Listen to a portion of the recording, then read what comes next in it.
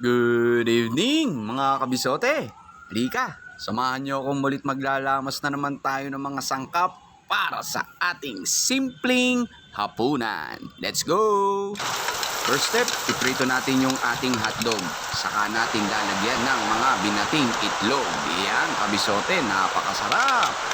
Challenging lang dito kung mababaliktad natin na maayos. Ayun, sumabit ng konti mga kabisote. Pero goods na goods pa rin yan. Next step, magpiprito tayo dito ng daing na galunggong. Uy, sarap. Bagay na bagay sa panahon.